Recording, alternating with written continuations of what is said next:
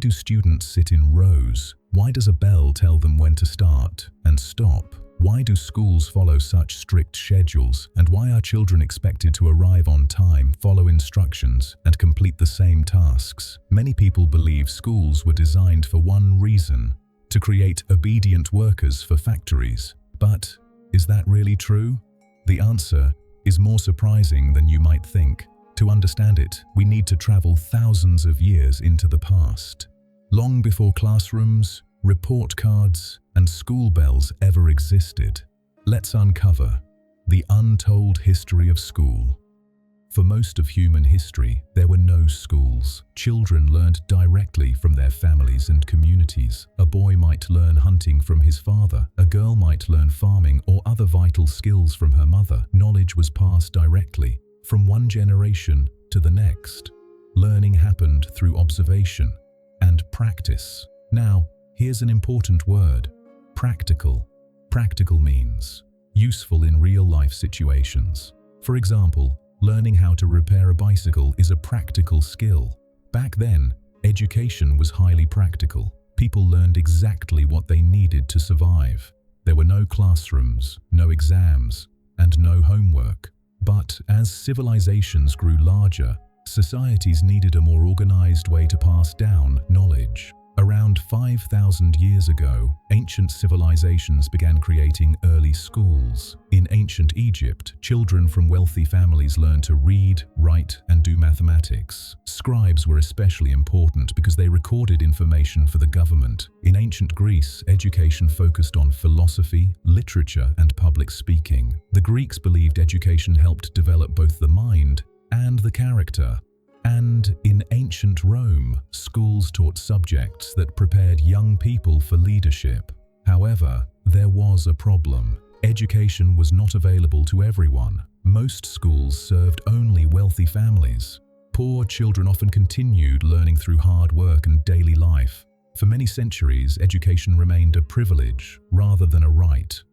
During the Middle Ages, religious institutions became the primary centers of learning. Monasteries and churches preserved knowledge during difficult periods of history. Monks copied books by hand and taught selected students. Universities also began appearing across Europe, helping to spread knowledge. But still, most ordinary people received little to no formal education. That began to change in the 18th century. Some governments realized that educated citizens could strengthen a nation. Reading, writing, and mathematics were becoming increasingly important. As a result, states started creating much larger education systems. Now, here's an important word: compulsory. Compulsory means something that is required by law or rule.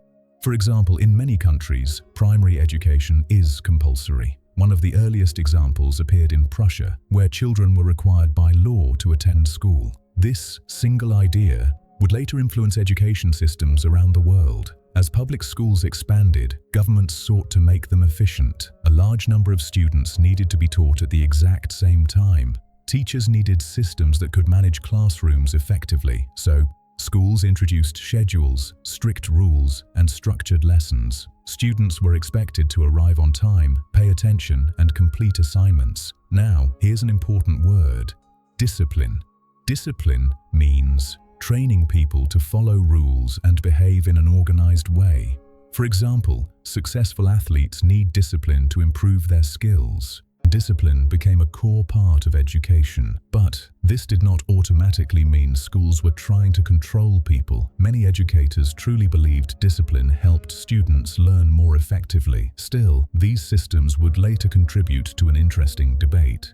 During the 19th century, the Industrial Revolution completely transformed society.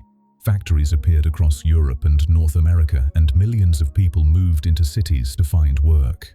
Factory owners needed workers who could follow instructions, arrive on time, and work according to strict schedules. At the same time, governments needed citizens who could read signs, understand documents, and perform basic calculations. Schools expanded rapidly during this period, and suddenly, some features of modern schools began to resemble features found in factories. Students sat in rows. They followed rigid schedules. They moved from one activity to another at the sound of a here's an important word: industrial.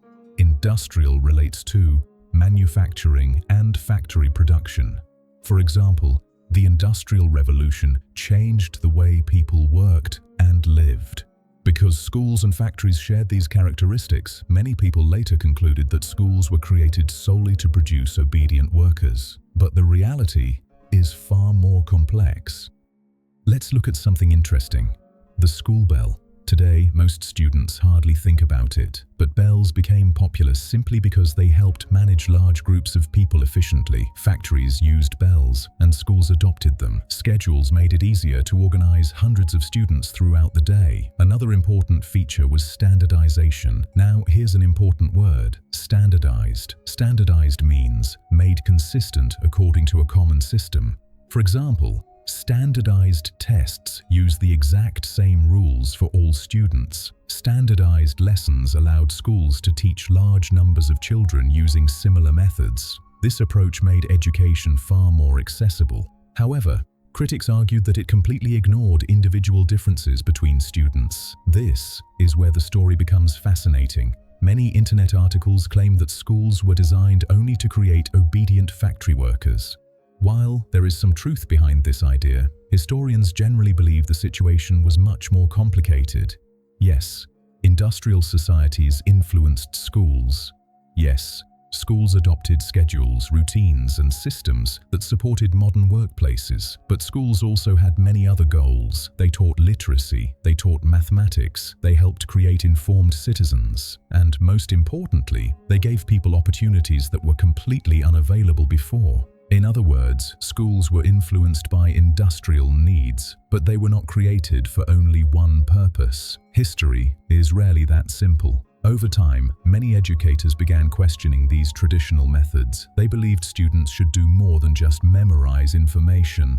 Learning should encourage creativity, curiosity, and problem-solving. These ideas inspired educational reforms. Now, here's an important word: reform. Reform means a change made to improve a system. For example, the city introduced reforms to improve public transportation. Educational reformers introduced entirely new teaching methods. Some encouraged group activities, while others focused on critical thinking instead of memorization. Their ideas continue influencing schools today. Today, education is changing faster than ever before. Students can learn through videos, online courses, and interactive software. Artificial intelligence is creating entirely new possibilities for personalized learning. Technology allows students to access information from almost anywhere. As a result, many believe education will look completely different in the future. Now, here's our final word: innovation. Innovation means the introduction of new ideas, methods, or technologies. For example, smartphones were an important innovation in communication. Educational innovation continues transforming how people learn. Classrooms are becoming more flexible, learning is becoming more interactive, and students have more resources than any generation before them. So, were schools created to make obedient workers? The answer is both yes and no. Industrial society certainly shaped many features of modern education. But schools were also created to spread knowledge, improve literacy, and prepare people for life in a changing world. The history of school is not a story about control alone. It is a story about civilization, progress, and adaptation. From ancient villages to modern digital classrooms, education has continuously evolved to meet society's needs. And as technology continues to change the world, the next chapter in the history of school is still being written. If you enjoyed this story, subscribe to Untold English.